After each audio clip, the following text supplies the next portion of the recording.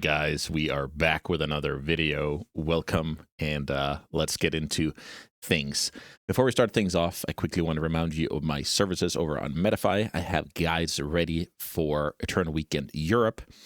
I have Isadelver Cutter, Dimir Tempo, Dimir Reanimator. Don't sleep on that one. Of course, we have all the guest primers. Some of these will be more relevant than others because of the Entomb and Nadu ban, but look at all of these experts.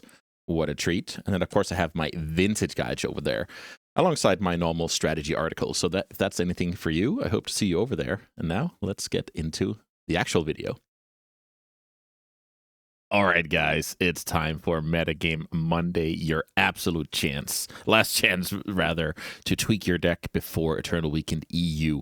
You know how we roll around here. We have 40 decks to review. Those are the top 8s of the 5 legacy challenges in the past week, and I have a tiny new feature for us. So let's get into things here. I will now be foiling both of the finalists of these challenges.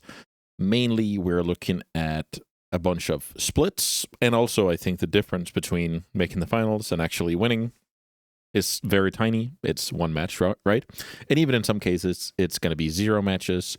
And yeah, I just thought that would be a good idea. So let me know what you think about that moving forward. With that being said, let's get into these 10 decks straight off the bat. We have 10 different decks here, which is kind of absurd. We have Omniscience. Omniscience is a show and tell strategy that basically had a meteoric rise in the past week with Entomb Reanimate off of the table. All of a sudden, these other slightly slower combo decks that were previously kept down by Reanimator started to shine, and Omniscience had a banger of a week last week and less of a banger week this week. Grixis Wizards ended up taking down a challenge in the hands of Hans Jacob Goddick, local friend of mine, double Eternal Weekend champion. I know he's been messing around with different lists. Grixis Wizards is a strategy that's awesome if you are comfortable with drawing a card, passing the turn, reacting to what the opponent is doing, but more importantly, if you know exactly what the format is about, right? So if your Flame of Anor is never killing any artifacts, or if there's too many Bowmasters to punish the draw on this card, or, you know, there's no creatures in the format and this is a glorified divination, this card is not that great, right? So you need a lot of things to be true in order to register this card with confidence. And HJ certainly did that and made everybody pay. Fast Reanimator took down a challenge. And it's pretty cool to see that deck keep being this role player of the metagame. I think the ban of Entomb could have been a blessing in disguise for that deck in particular, because if everybody stops worrying about the graveyard, stuff like Unmask, Collective Brutality, Unmarked Grave, then these kind of pseudo B options for entombing can all of a sudden be viable in the new world, because contextually the deck is better positioned. The deck is not better in a vacuum, but it's better positioned and thus can put up results. So super excited for that deck to still be a work in progress. Another big story here is the Badgermole Cub addition to Cradle Control. Cradle Control, a fan favorite deck. The deck is very good at going wide and thus beating other somewhat fair strategies like the Tempo column. But will struggle a bit more if you face a ton of like Show and Tell, Doomsday, and what have you. So for the time being, with the Mystic Forge completely out of the picture when it comes to MTGO challenges, this deck is looking good, because if you can get out of the early rounds, you're going to have a lot of tempo in your future, and if that is true, you can probably overwhelm them. So pretty excited about that one. Lance took down a challenge. That's another one that previously had its whole deck warped around the fact that Dimir Reanimator is the best deck in Legacy, or most heavily played, whatever you want to call it. At least it was the deck to beat. And Lance had to jump through a lot of hoops to play a lot of not very exciting cards, hit or miss cards, and thus they lost percentages against the field and had trouble putting up results. But we look to be somewhat back here with the metagame settling a little bit into being so tempo dominated. Mono Red Prison, another one that I did not expect to make the finals. That deck has fallen to a mere role player in the metagame, mainly when you're playing this deck, you need to see, is Chalice of the Void good against the field? Is Blood Moon good against the field? If both is a resounding yes, well, we can register her Mono Red Prison. If one is a yes, one is a, I'm not sure about that, and then you ask about Fury, and you're like, well, not really, then you can end up in a troublesome place. But for the time being, nobody can take this top 2 placement away from the pilot.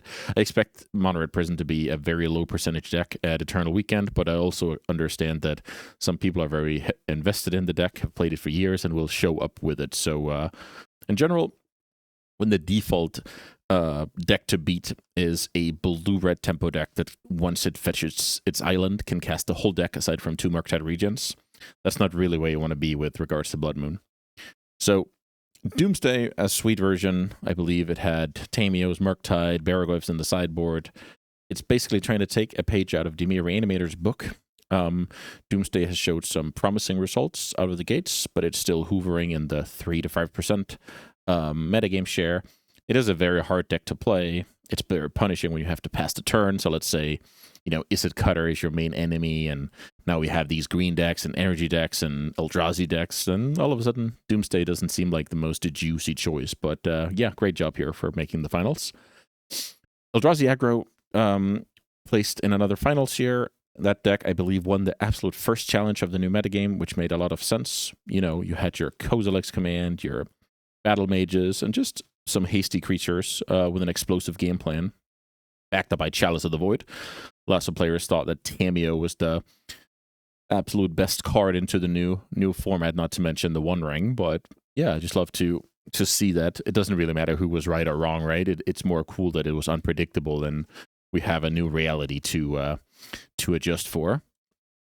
So now we have a couple of white decks to round out the finalists. We had classic Death and Taxes in the hands of Japanese sensei Yoshi Wada. Always good for a competitive Death and Taxes showing. Again, this deck is awesome if tempo is the main enemy, and less awesome when you have to account for different combo decks. And then we had an energy variant. I believe it was straight up Boros, so basically cutting discard spells in favor of a more robust fair plan. So I think the way that deck is built is very, very polarized. Again, great against tempo, less great against unfair. So great job on making the finals. I must say I don't expect the Boros version to be the stock moving forward, but hey, why don't you prove me wrong? So let's talk about this column here now that we have the finalists covered. Tempo is all over the shop. New format. What are you going to do? You're going to cast cheap creatures. You're going to Daze Wasteland, Force of Will, and then, you're going to put up a reasonable 75 no matter kind of what the metagame looks like. And that's exactly the case here, with the red version being a lot more streamlined. No matter the matchup, you can always just try and combine evasive damage with lightning bolts and try and deal 20, where the Dimir versions are a little bit more reactive. Is Bowmasters good? Is Thoughtseize a liability? Do I need main deck Nihil Spellbomb? All of that gas, right? So with that being said, the black version is better into the pseudo mirror. So now we have this funny situation of maybe the red version is better in a vacuum, but if that is true and it's 15% of the field, that all of a sudden gives more merit to registering blue-black. So I suggest if you want to play blue-black, you should see how effective your Orcish Bowmasters is against the field as a whole. And if the numbers make sense, by all means, go for it. One copy of blue-white Katara saw play, which was essentially a Tamiyo Murktide Katara deck. Plows, Force Negations, Dazes. You're trying to make this card good. When you want to make this card good, you have to play on the opponent's turn a lot. That means cards like Thoughtseize lose value, Ponder loses value. You just have to build your deck a little bit differently. These days I'm in the lab, so maybe you might see a version getting played soon in my hands. One copy of Dimir Reanimator made the top 8s. That's another deck I'm excited about, by the way. I just worked on the deck for some days alongside Bosch and Roll and HJ Goddick. And I just published my guide the other day, and I have gameplay coming up on... Yeah, that'll be tomorrow by the time of this recording, and by the time you see this on Tuesday. So yeah, look out for that one. I don't think the deck is dead. I think it's actually a super reasonable deck. What else do we have here? We have Sneak Attack. Sneak Attack is a card that shines when people have your show and tells covered. Sneak Attack is a decent way to beat, the Pyroblast of the world, make your deck a little bit more threat dense. little bit worse against Surgical Extraction. Then we had a Painter deck do well, red version. Pyroblast looked to be very well positioned in the field, so when that is true and you like Painter, you add, when life gives you lemons, you make lemonade. Then we had a sweet Goblins deck, Vile Goblins. Just a couple of Muxus in the deck, though. I just thought that this card is just so cool, right? Look at these. Look at this guy. He's the king, right? So bringing out all the other Goblins. And again, if you play turn one other island to a field of Daze decks, you're in for a good one. We already talked about Eldrazi and Mono Red. I think Eldrazi has the upper hand for now. Then it's the control column here. So we had one copy of Jeskai Wizards, one of my favorite decks, I must say. Jeskai Wizards is a deck that handles the format quite nicely. Plows, endings, blasts of all colors, including Consign. The deck also has Wrath of the Skies if these creature decks start running more rampant. The only thing about that deck is its closing power. My solution to that is Murktide Regent. People have different preferences when it comes to that. One copy of Crazy Up the Beanstalk, Sign of Draco, Lane Out of the Guild Pact, that type of aggressiveness. I even saw Daze in the deck. It was a weird one. Very, very excited to see that one do well. A couple of Blue Post. I think Blue Post is a deck that people really like to play, and the people behind it are very, very passionate. But it seems like the deck is lacking a little bit of innovation. So if you've been playing the same 75 for weeks, and you're tweaking like one card target every time you play, there's just something here that makes it less exciting for players. Where, let's say you're playing Dimir Tempo, then you're switching your numbers around, or let's say you're switching between Omniscience and Sneak Attack, or Doomsday, you change your plan B, or you add Wastelands, or you remove Bowmaster. So it seems like this 75 has been solved for, I was about to say months, but maybe that's over-exaggerating, and that could explain why the deck's not seeing more play, because, the One Ring is broken, right? The One Ring is the best card in Legacy, so they must be bored of playing it, since it's not crushing every tournament. And last up, we had a second copy of Lands, no Pox decks this week, no Oops All Spells. I think that's another story here. People maybe slept a little bit at the wheel. Also, it's a classic showcase deck, where let's say you play Modern normally, or you play Standard, and then, I have extra QPs, what should I play? There's just going to be more Oops All Spells players in tournaments like that, and then, more Oops All Spell players are going to do well. So a little bit of a combination between which tournaments am I monitoring and, people just simply being more ready, instead of just folding over and expecting the graveyard to be a non-factor.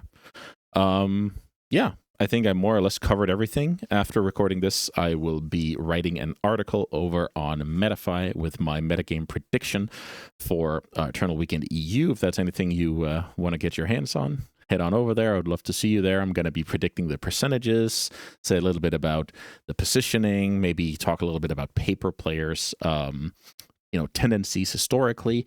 And that could be a good read if you're trying to finish up the last slots of your deck. I'm not going to hold you any longer. I had a fun time covering Metagame Monday, as always.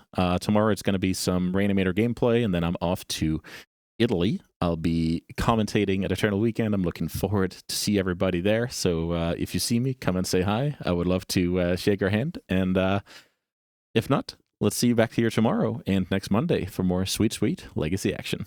Thanks for watching.